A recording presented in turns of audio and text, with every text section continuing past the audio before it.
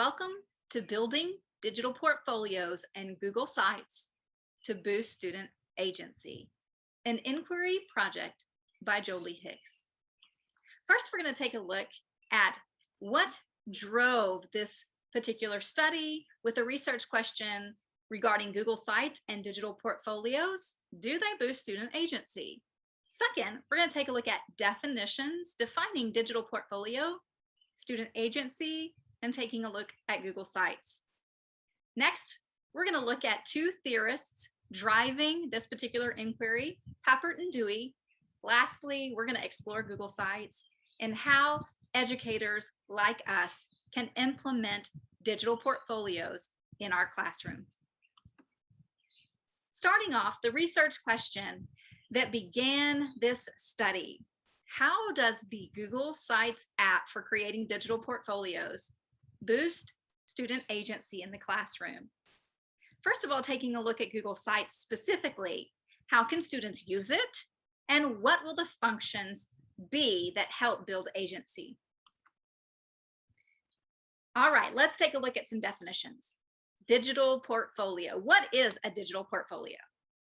First of all, Lamb asserts that a digital portfolio is a purposeful collection of students' artifacts created over time to display their efforts, growth, and achievements to themselves, teachers, parents, and other key stakeholders.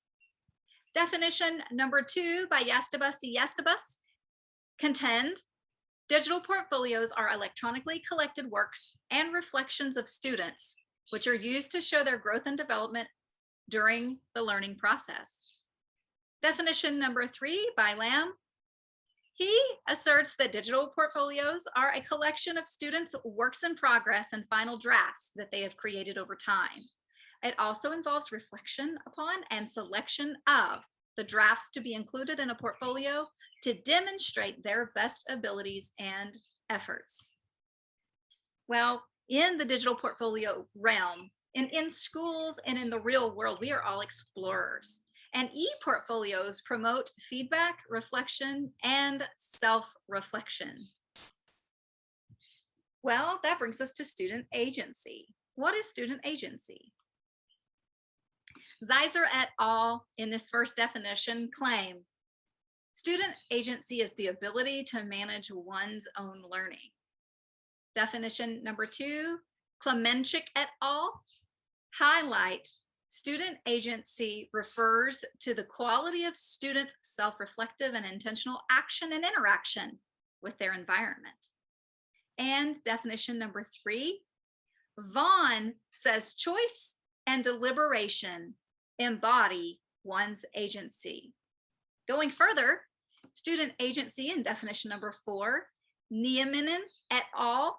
State students' active role in the process of seeking, receiving, generating, and acting upon feedback information includes student agency. And lastly, definition number 5, student agency is one's capacity to act purposefully and autonomously. And that leads us to taking a look at the platform Google Sites. What is Google Sites? Well, it's an easily accessible digital portfolio platform. Quickly, we're going to take a look at a video that highlights and gives a quick overview of Google Sites. Google Sites makes websites and wikis simple, and it's free. Create and publish a new page with just a few clicks. Add info just like you do in a document. Just start typing. And you can insert pictures, videos, or other types of content. Make as many pages as you like, and arrange them as you please. All your info is stored securely, online, in one place. You can make your site public or private, and control who can edit your site. Getting started is easy, and there are a number of helpful templates. More than just a visual theme, site templates can include site structure, custom page templates, embedded gadgets, and more. So whether you're making a site for business, school, a club, or your family, you spend less time getting set up. Get your site at sites.google.com. And that is a quick overview Google Sites makes websites and wikis. and what they include. Well, if we make this inquiry and we want to connect it to theory, right? Theory and practice. Before we get to the practice part, let's talk about the theory. Now, Papert, he subscribes to the constructivist approach, which means learn by doing or creating. He really does focus on students, supports student-centered activities in the classroom.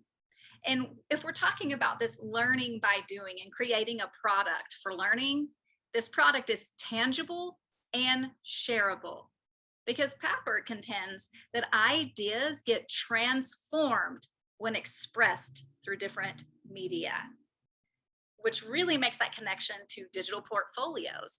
As students are creating their work, it is focused on them, it is tangible, it is shareable, and their ideas are being expressed through different media. Also, this particular constructivist approach talks about individual learners and how they have conversation with their own favorite representations, artifacts, or objects to think with, which really does contribute to learning. Another theorist that we're going to look at is Dewey, who also in that constructivist approach talks about learning by doing, but he focuses on reflecting on that experience, reflecting on that learning. And reflective thinking or inquiry is essential to both teachers and student learning. He contends that experience adds meaning, invention, and belief, and ideas come from interacting with one's world and with oneself. And through the digital portfolio, students can reflect on their learning. They can interact with their own thoughts, that metacognitive act, and really understand their world. Dewey also contends that individual learners reflect on personal interest in social relationships and control, and the habits of mind which secure social changes without introducing disorder. In other words, they're going to pick topics, they're going to include those artifacts in which they're interested and be able to have conversations as they share their work. So why implement digital portfolios? I'm glad you asked. Now, digital portfolios lead to autonomy. As Fahey and Cronin tell us, the use of a portfolio for learning or a process portfolio has the potential to increase learners' autonomy and allows learners to tell the story of their learning. And remember, autonomy is one of those areas where students build agency. Secondly, understanding. Cleveland highlights implementing digital portfolios increases students' understanding of their learning while simultaneously establishing ongoing reflection habits. And we tie that to Dewey, who says, learn by doing and reflecting on your experience. Also builds agency. Lastly, self-regulate. Lamb talks about they foster, this is digital portfolios, foster students' ability to self-regulate their learning, to monitor knowledge, strategies, and motivational beliefs, and achieving the target learning outcome against a set of self-directed goals. This is what digital portfolios do. So let's take a look at digital portfolios. I embedded a link here in my particular site.